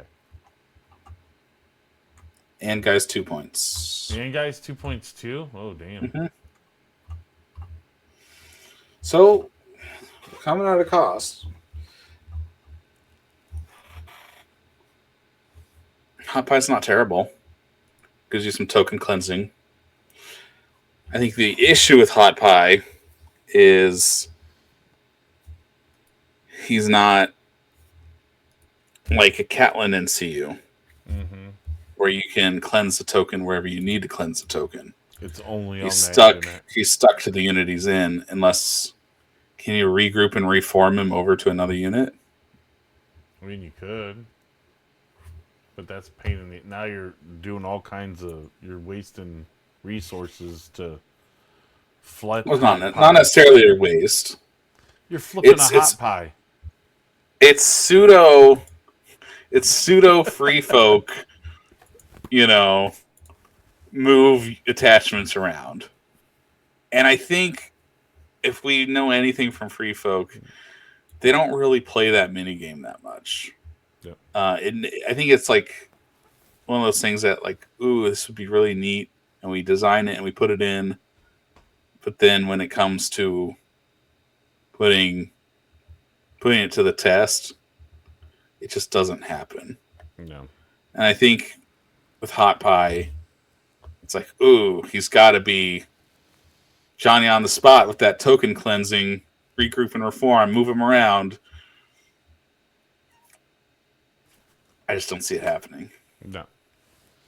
Nope, me either. I think you would have been better as an NCU. Mm-hmm. And doing like you were saying with Catelyn. And even maybe if it was like Catelyn, where you could do the token and highest attack dice value, and it heals one if you have crowns, then that'd be a good NCU. Because a lot of the units are 7 attack dice anywhere, hitting on 4s, so you're gonna want all those dice when you get them anyway. All right, so next attachment is going to be the last, which is Barrack. His attachment, Azor Ahani, or Ahani, or whatever. I'm horrible. Azor Ahai. Azor Ahai, there you go. Lightbringer gives him faith tokens. His faith tokens give him +2 attack dice. His faith tokens give them when this unit would be destroyed. Before being removed, this unit performs one melee attack at its lowest attack dice value. If the attack destroys the defender, this unit is not destroyed but remains in play with 1 wound. Pretty cool. Okay, sorry. All right. +2 attack dice. +2 attack dice is badass. Is this a 2-point or a 1-point? He is. I only have the front of. I only have the text of the cards. I don't have the fronts. 2 points. All right, so 2 points. Lots of 2-pointers in this. Oh, I see it now on there. Yep, 2 points. Oof. That's some heat. But 2 attack dice is good. That's 9 attack dice. You put them in. We can put them in And for. From what I can tell, you can use the +2 attack dice on that lowest attack dice. I'm not gonna die. I'm gonna do this attack. So in House Umber Berserkers, that could be 11 attack dice. I mean, yeah, you can get them up to. You make their last stand attack 9 dice. Yep, still 9 dice.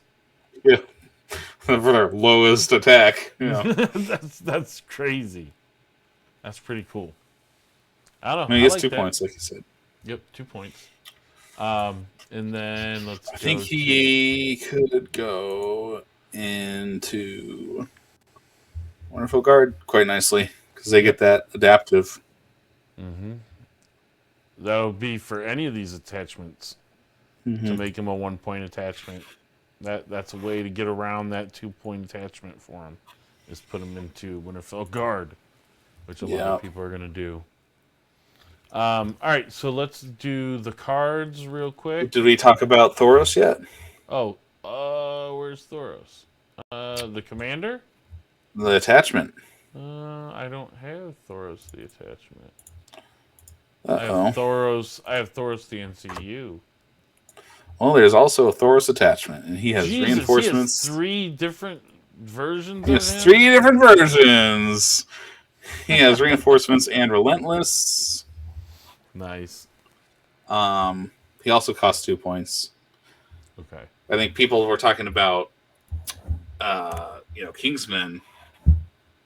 I think Thoros attachment Kingsman is where you want Kingsman if you're going to do Kingsman. Mm-hmm.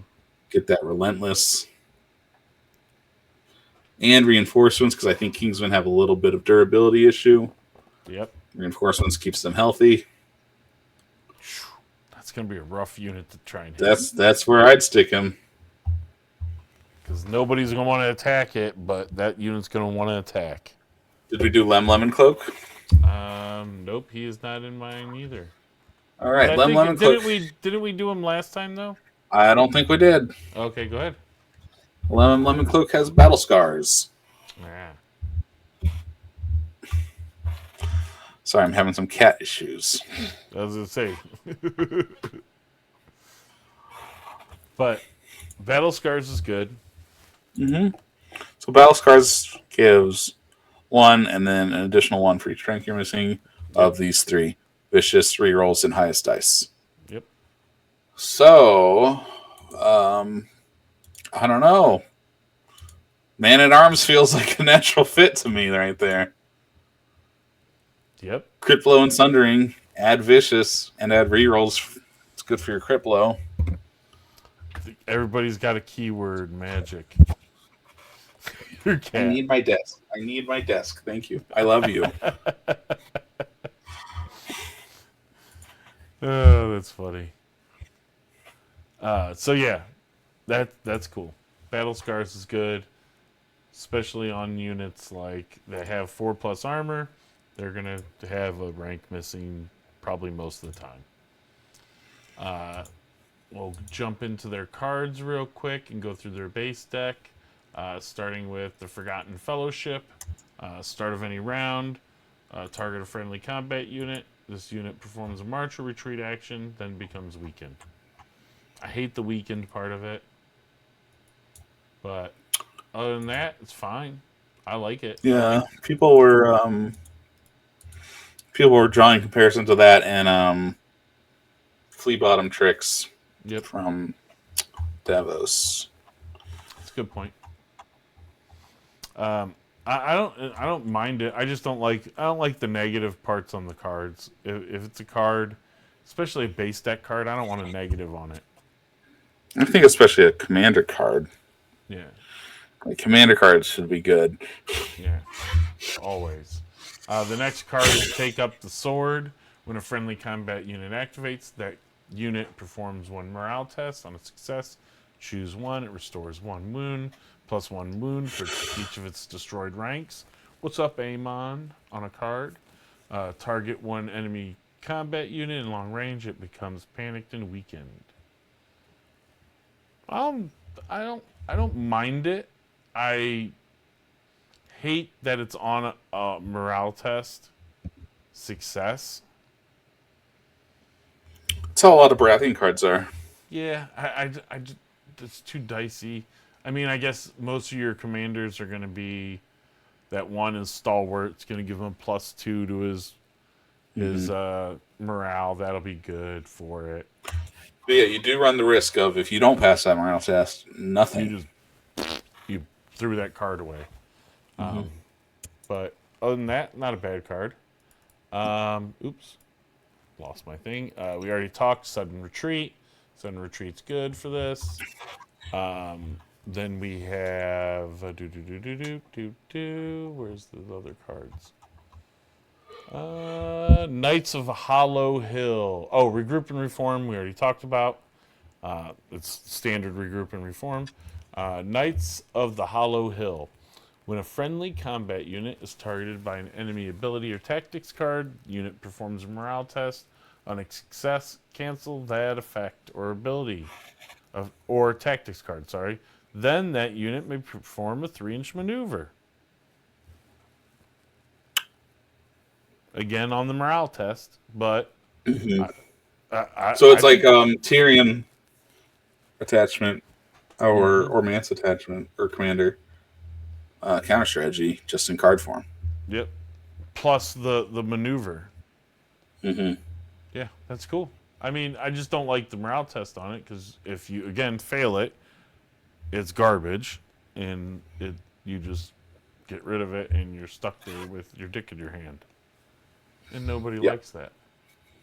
But 3-inch maneuver helps you get a flank, which helps Brothers Archers. Yep. Helps Man at Arms again. Yep. Next one is gonna be. Heck, and it's not limited. It's not limited to an infantry unit, so you could also use it on your cavalry. Yep, that's a good point.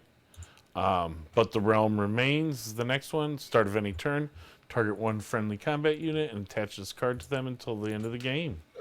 Each time a friendly infantry or cavalry unit is destroyed, place one order token on this card. At the start of a friendly turn, you may remove one order token from this card. If you do, restore 3 wounds to this unit. While this card has an order token, the attached unit may not gain condition tokens. That's pretty good as a quest card. Yeah, in terms of quest cards, it's on the better, on the stronger end, I think. Mm-hmm. I think Martells have a good one. Yep. I think this is a pretty good one for the Brotherhood. Again, token immunity is pretty good. And healing. They might top as the new healing faction. Because they got healing galore. Uh-huh. So again, but the realm remains. Good card. And then our last one is Azor Ahai. Azor Ahai. Ahai, whatever. When a friendly unit is performing a panic test after rolling dice, that unit can only suffer a maximum of 1 wound from failing the test. If it targets your commander's unit, auto passes it, and all enemies engaged with it become weakened. Mm-hmm. That I like. Yep. That's really good. So you're facing the Lannisters. They throw Joffrey influence on you. They're using Hear Me Roar. They're hitting you with every debuff in the book for a super panic test, and you say, nope. No bueno. Or pass. So here's another one. So that's from performing a panic test, not from morale test. You couldn't use it for the morale test cards or anything. Yeah, I was looking at that. Yeah. So that's that card. That's pretty good. I like that. I like the kicker of all engaged enemies become weakened. That helps your commander out a lot in their survivability. NCUs for the Brotherhood. For the Brotherhood, they got. We'll start with the big one. Catelyn Stark, the Hang Woman. Vengeance at any cost. While influencing an enemy combat unit, each time this unit performs an action before resolving that action, this unit suffers 1 wound. Blah. Friendly combat units may reroll any attack dice when performing melee attacks against this unit. That's pretty good. She's awesome. I think when I was looking at this, she caught my eye as like hands down. I think they're best NCU. Yeah. Auto, a wound every time. That's like An Oberyn's action. poison, but instead of having to instead of having to reapply vulnerable tokens, just anytime they do an action, it's just auto happening. Oh yeah. Now they could just sit there and do nothing, but then that's a a bonus in and of itself. It's like, okay, my opponent's doing that. That's like parlay for free. And it's not tied to an infantry unit, by the way. It's enemy combat unit. So actions for cavalry. Guess what? You want to make that free maneuver and then charge. You're taking 2 wounds off that. Another thing to point out here is this is an influence effect. Yep. So you can double up on this with Jack and Hagar. Have Bingo, 2 bango. captains. Bingo, bango. Just cover 2 of their units. If they're doing a 4 combat unit list, you just have 2 of their units covered with this. Now it gives you rerolls. And I really like how it's, you pick the unit, and like we've seen rerolls in this game, usually on your own unit, right? Now it's like you're marking this unit, like you're marking it for destruction. It's going to take wounds if it does anything, and your stuff's getting rerolls if they attack it. I think Drogo has a card kind of like that. Yep, he does.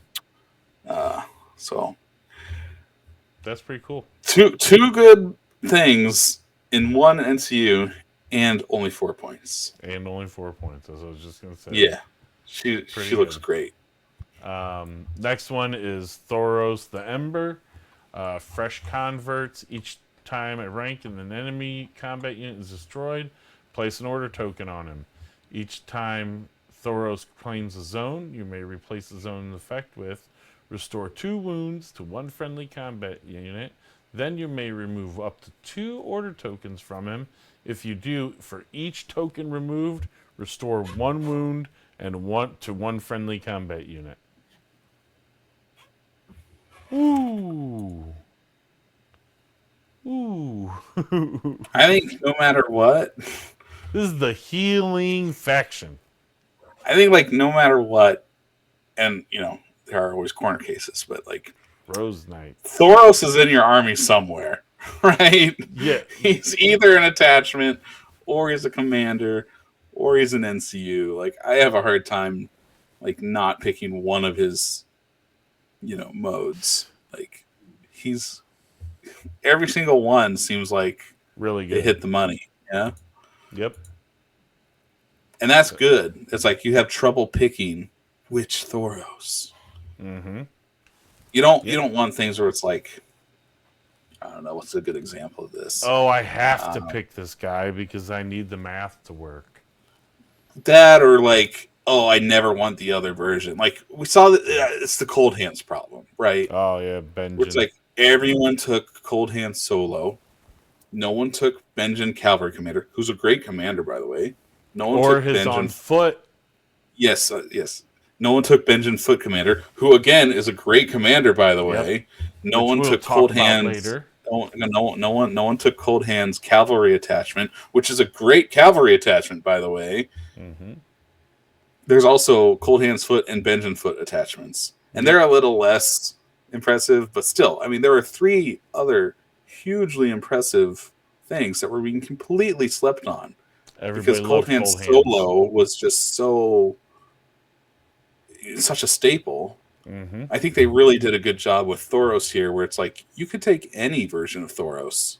And They're be all good happy. choices, and I don't think any single one is gonna like overshadow all the others. You know, Yep. I I agree. really like his NCU, even Is if you're it? not getting those tokens. Like two wounds consistently. Yep. I mean, people run Varus, and like arguably the best use of Varus is the heal, Yep. and he can only do that 3 times a game. He can do it every round. Thoros can do it every round. And if he has order tokens, he can heal 4. He can heal 3. Mm-hmm.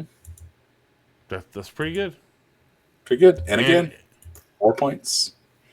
it's not, it's each time a rank in an enemy combat unit destroyed. It's not what he's influencing. It's across. It's global against your enemy. Anytime you kill an enemy rank, you plop a token on him. Oh, they healed back up that rank. Guess what? I'm gonna kill it again and get another token. Mm-hmm. Like, oh yeah, you want to keep healing that dude? Guess what Yeah, I'm it's gonna not, do? it's not hard to get those tokens. Nah, you're gonna have so many tokens on there. It ain't gonna be fucking funny. Yeah. Especially with all the keywords this army can throw at you. And he's not even the only healing NCU, right? No, again. You want to do Ravella next? Yes, we are. Ravella Smallwood, Lady of the Acorn Hill. Allies in the realm. She begins the game with 3 order tokens. At the start of the friendly turn, you may discard one of them from her and a tactics card, which in this deck, there are some cards you probably are more situational than others that you can get rid of easy. If you do, restore 2 wounds to one friendly unit. If that unit only has 1 remaining rank, also remove 1 condition token from them. Mm-hmm. Not bad. So again, 2, not bad. Yep. Start with a friendly turn, decent trigger. Yep. You Getting do rid have of to the drop tactics card. You have to. There's a cost. You have to Yep. drop a card, but she can But- also get rid of a token. Yep. Not bad. You And are again, gonna 4 be, points. Yep. You're gonna be healing the shit out of everything you have. So much heals. I have a hard time thinking of taking Hot Pie instead of her, right? Mm-hmm. Because they can both do the token removal, they can both do the heal, but she can do it army wide, whereas Hot Pie's kind of one Hot unit. Pie's 1, and it's 1 wound. So yeah, not bad. Next one is Ghost of the High Heart. We kind of already touched on it earlier. She influences, gains +1 to morale tests, which is good for this because a lot of your stuff is based off of morale tests. So this will help balance off some of that. Oh, my card might not go off. Well, make sure you put it on whichever Ghost of the High Heart lady you got. Each time a rank in that unit is destroyed, one enemy they're engaged with becomes vulnerable and weakened. Mm-hmm. So there's your token play. More tokens. Not bad. She is 5 points though, right? You said, or is she 4? She's 4. She's 4. Okay. And that goes through pretty much everything. That's the Right. NCUs. I'm a little. What else? You know, and there's so much here to love. I'm a little sad Hot Pie was an NCU. Yep. I'm a little sad Tom Seven Strings wasn't an NCU. Oh, that he was just that. And he wasn't even a good. He wasn't even And he's just taunt. Yeah, it's just taunt. Yeah.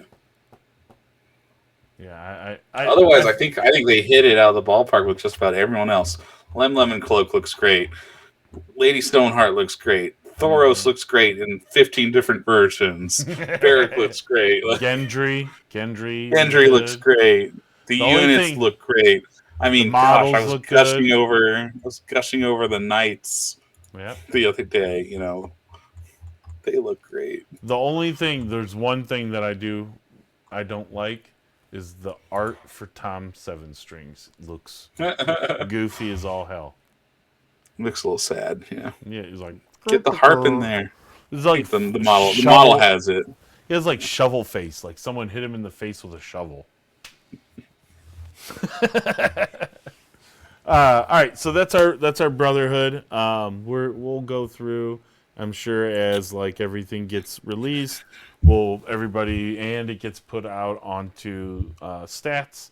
We'll build some lists, and everybody will throw their lists at us and see what we feel like testing out. Are you gonna playing get them, with. Stefan?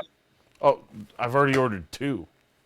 Yeah, I definitely plan on ordering these guys and getting them painted up and making them probably my second army. Yep. I ordered 2 of everything Brotherhoods that come out. I've already put it in with my local game center or local game store. One copy is for me personally. The other copy is for giveaways. There you go. When it does come out, and for the first battle report for Brotherhood Without Banners, I will have a starter to give away on stream when we do it in probably around end of November is when we think everything's going to drop. So we'll be playing around with that. So that'd be cool. And that kind of ties up our Brotherhood Without Banners look at. And we think that we got everything this time. So apologies if there was some overlap between last episode and this episode with regards to that. Yep. They dropped more on us. Yeah, right as I released it the next day, me and Kurt were looking and we're like, oh, of course they dropped it. New article, yeah.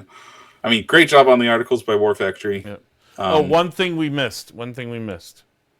Unending Vengeance. Yes. So Catelyn has some restrictions. Yep, you can't run. Go ahead. No, you got it. Oh, I was going to say you can't run House Boltons, faction or neutral units of House Bolton, Dreadfort Captain, Bolton Flayers, Roose Bolton, Ramsay Bolton, or Walder Frey. Sorry.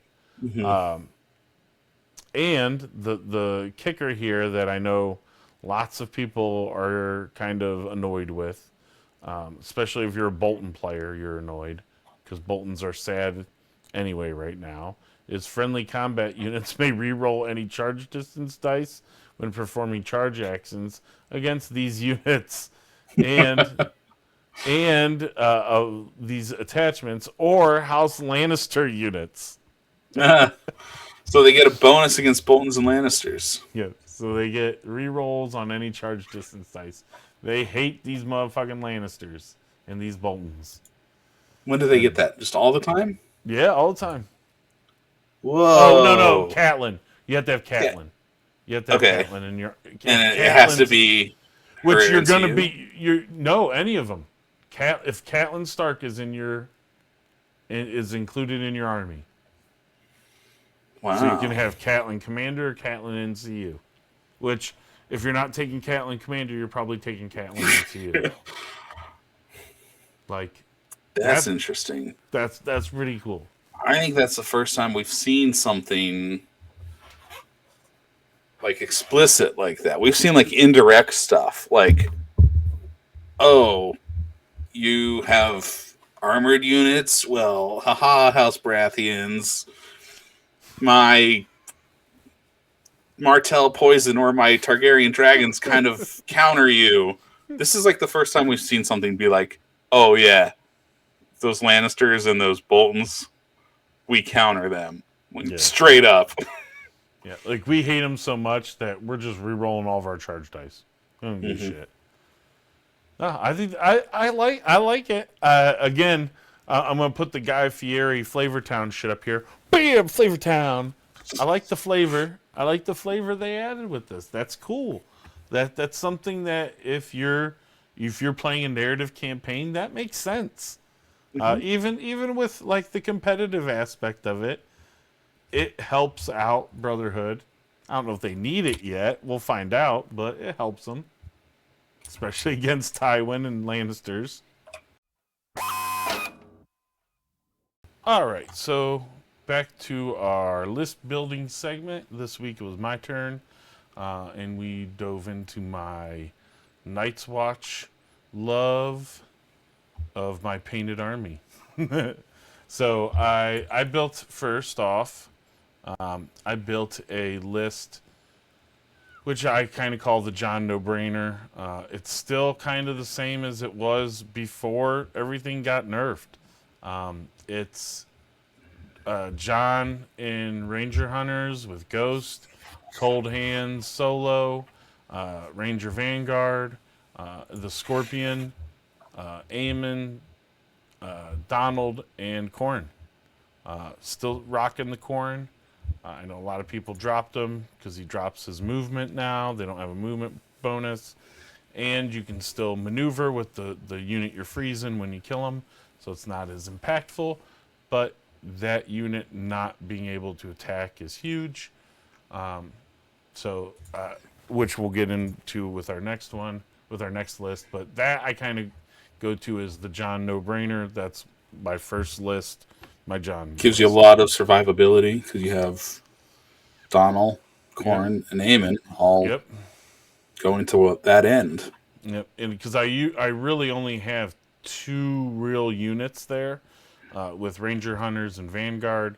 Scorpion can throw some dice for some range shots to kill some calves to preemptive strike for the Vanguards or for cold hands if you're going to get cold hands involved with some attacks. Which I don't know why you wouldn't. He has 5 dice, and you can give him more, so it's not a bad one.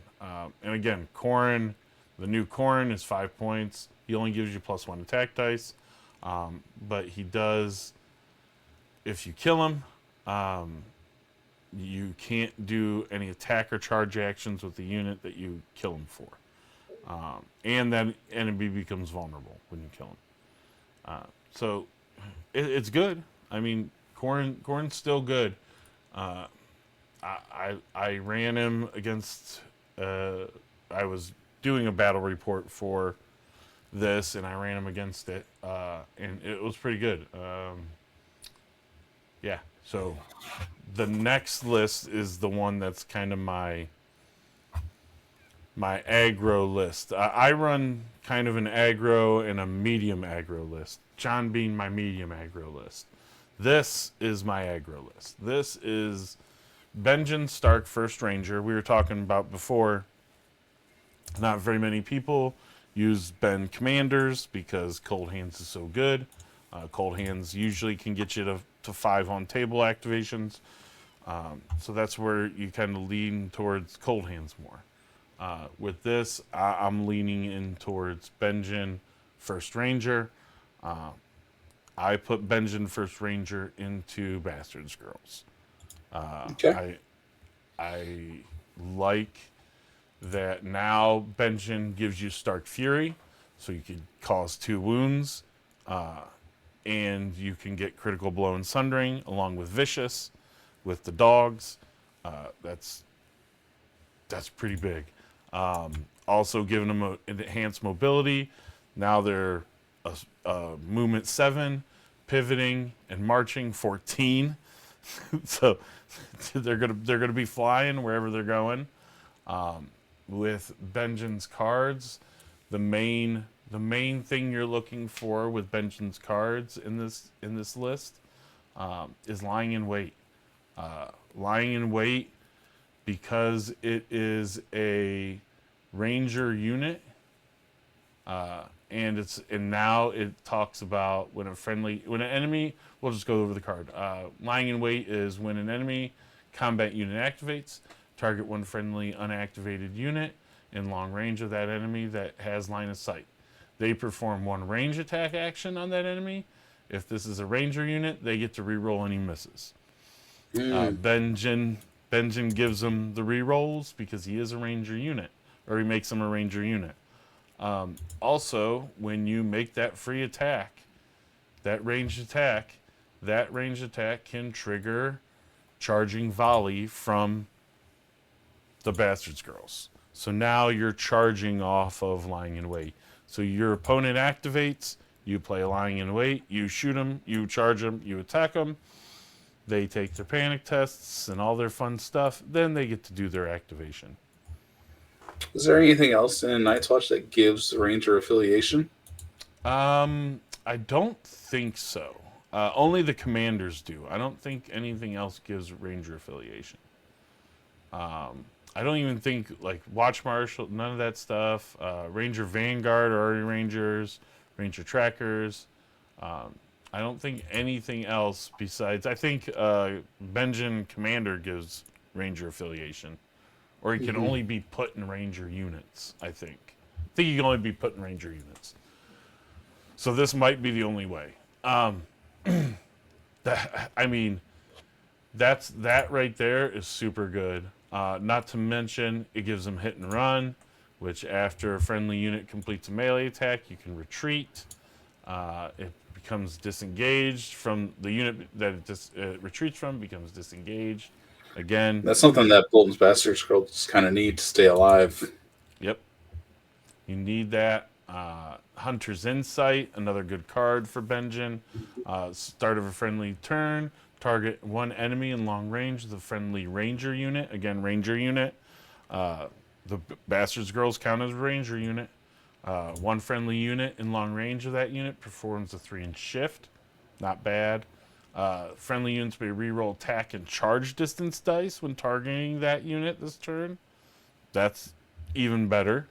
And then the last one is that enemy may not use orders or be the target of friendly tactics cards this turn. That's the better one. Because you can shut off Lannister Supremacy, Shield Wall, set for charge, Final Strike. Anything that could hurt that Bastards Girls unit that people are looking to wait for, you can turn off before they make a charge, before they make a shot, before they make a shot from swords and charge you. All kinds of different things you can do with that. Again, Ben's cards are super good. All three of those cards, awesome. Yep. And then with the rest of the list, which I'll go through now, they just tie in together. It's super maneuverable. My next unit is Ranger Hunters. They're Night's Watch. If you're taking a maneuverable list that you want to throw dice, Ranger Hunters is the unit you're taking. They're naked. I do have Ranger Vanguard. Again, doing as much Ranger unit as I can. Every unit in here is a Ranger unit, from Bastards Girls all the way through. Ranger Vanguard, Ranger Trackers, the final combat unit. Ranger Trackers are awesome. Maneuverability and putting out marked Got those target. vulnerable tokens, yep. Yep. And then my 3 NCUs, same as my John list. Eamon, Donald, and Corin. Donald, sorry.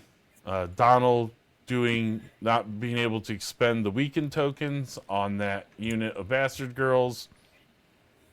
Clutch. That right there is clutch. And then Corin is the linchpin of this list because, okay, I might have overplayed my hand and heat-seeking missiled my Bastards Girls out too fast. Guess what? Corin's going to save my ass. Corin's going to come in and make sure they don't get attacked. You might run away from them. You might heal them. But you're not going to kill my Bastards Girls. And next turn, I'm going to shoot you, charge you, eat you up, and do it again. He'll also get you up to 5 dice on your Bastards Girls ranged attack. Yep, 5 dice on the ranged attack and 7 dice on the melee attack. Because Corin can influence any friendly unit, not a Night's Watch unit. Another good thing about this list is, and with all the changes to the Night's Watch cards, are all the top parts of your Night's Watch cards you can use with your Bastards Girls. Every top of the card is a friendly unit. Take the Black is a friendly unit. You can take the Black with Bastards Girls. Dun dun dun. Yeah, so it doesn't require it to be a Night's Watch unit. Only the attached abilities require it to be a Night's Watch unit. So you can restore wounds, you could do reroll misses, you got all that fun stuff with you. The only thing you don't got is the attachment abilities. Mhm. So before in the old Night's Watch, 90% of those cards, I think maybe even all of them, you had to play on a Night's Watch unit. Yeah. So them changing the cards opens up the door for that That's a good point. House Bolton unit to those bastards girls to make use of every. Now they are not a dead unit. Now every tactics card in the Night's Watch deck can affect a bastards girls unit. I'm a little surprised that you don't have a builder crossbow unit for lying in wait. They are not a ranger unit. No, but that doesn't preclude them from getting a free attack. The ranger part portion Is only the affects the reroll. rerolls. Yes, and that's I thought about it, but I think that the maneuverability of the ranger hunters, because what are you going to drop out? You're either going to drop out the ranger hunters or the vanguard. Yeah. You're not dropping the vanguard, and in the ranger hunters you're losing now 14 dice, or you're missing it's only 6 dice. You're missing 8 dice out of that attack, and the most maneuverability out of it. Certainly, you have your weapons. Yeah, is my thought, at least when I'm looking at it. I'm already a glass cannon. My tankiest unit is my vanguard, my ranger vanguard.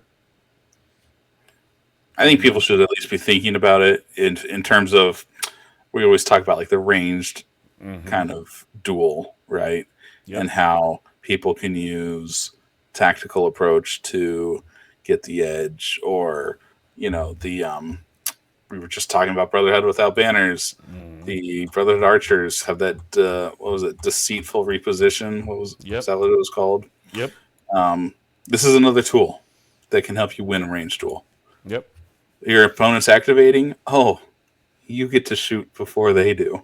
And it also works with the ranger hunters and the ranger trackers. I got 3 ranged units in this list. Now, those are admittedly short range. Short units, range, yeah. But yes, they can do a ranged attack.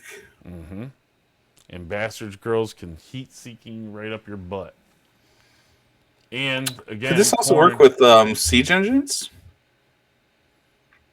One unactivated unit in long range. Yeah. Yeah. That could work for. So if you had a scorpion or a catapult stone thrower. Yep. But like, let's say, I mean, you have a scorpion in your other list. If you were to have a scorpion in a Benjamin list, because you're worried about Khal Drogo and Dothraki, there you go. Yep. You don't only have to use Othel to use war machines. Nope. But you do. That is one thing, is as long as you end outside of 12 inches and you activate outside of 12 inches, you can get around it. That's the only way. That's the kind of weird way of getting around that. It's like, well, I'm going to shift up. I'm at 14 inches, so that can, that can get around the lying in wait. Now, the other thing I think worth mentioning is for Shadow Tower Spearmen and Benjamin's hit and run. Enemy charges your Shadow Tower Spearmen. They have set for charge. They get to attack first. Then you can play hit and run and retreat. And they're stuck. And they don't even get to attack you after they charge you. Yep. They're stuck because it's after a friendly unit completes a melee attack.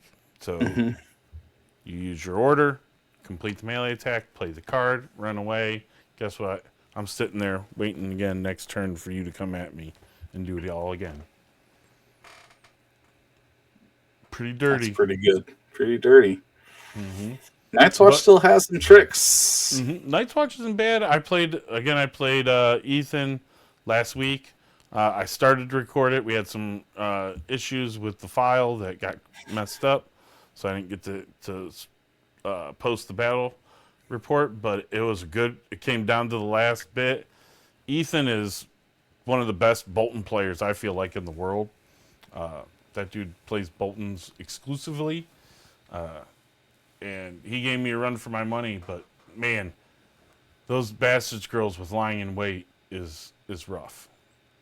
You get them within 12 inches, and it's hard not to, because they're so fucking fast with a 14-inch pivot and maneuver, or pivot and march, that you can pretty much put them that anywhere. enhanced mobility, yeah. Mm-hmm. You can pretty much put them anywhere. But yeah, again, I like the list. I think it proved me well. I ran something similar to it against Chris Tran in the first Americas TTS tournament that we had, that I won. That was a good match. That's, I think, up in our live stream somewhere. I'll have to see if I can find it. Maybe I'll post it. But basically the same thing, except I had 2 Ranger Hunters. That was when Ranger Hunters were way better than they are now. Spammable. Yeah, they were ridiculous. But I think it's a good list. I think it's a good complement to the John list. I know people like to go aggro defensive. I lean more to the more aggro, because I like to attack shit. So that's our list building for this week. And that will bring us to an end, unless you have anything else you want to give shout outs or anything you want to talk about before we head off for Nats next week. Sure. I'd like to shout out some other content producers. I know we weren't the first to cover Brotherhood Without Banners. I know pretty much all those other guys have been on top of it. You had Chris over at Hits and Crits. You had, Mickey did it on Tourney Ground.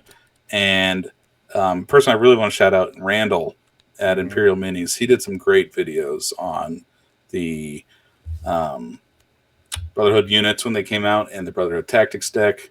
He took great care to mention, units that you could put things in and how to use those units. He had some great visual aids for that. I encourage everyone to go check out Randall's videos over on Imperial Minis. He's done some grade A work. Big shout out to Randall for what he's been doing. He's really been impressive. Yep. Good job. Thanks for helping out. Again, next week we'll be live from Minneapolis, Minnesota, live streaming the U.S. National Tournament 2024. That'll start around 11 a.m. Eastern Time. We'll have giveaways, stream giveaways. Make sure, if you haven't, check out the Patreon page for Sunday Slaughter Gaming at Patreon. Every little bit helps. We'll have new shirts for sale coming up here after Nats and during Nats. If you're at Nats, I got new colored shirts for sale. We have the black ones here that are provided to us from Micah from Scene Merch, one of your locals in your crew. Big shout out to Scene Merch. Thank you guys. We got some green ones that we're doing now. Those will be on sale. And for new Patreons, again, $9 will get you a t-shirt and a ruler, if I have any rulers left. If not, I'll find something I'll throw in, maybe some dice or something. But yeah, make sure you check out the Patreon page, guys. And we'll see you next week at Nationals. Good luck, I think Kurt. our next episode after Nationals, we'll have our first guest appearance too. We got a couple different. I got 2 different ones. I got a Bolton. Our magical Bolton player wants to get on here and talk about Boltons and how to make them good and how to play with them. There you go. Some stuff to look forwards to. That'll be fun to go through. Ethan's a good guy. So thanks, guys, for watching, and we'll see you next time. And hopefully we'll see you at Nats. And peace. Sayonara.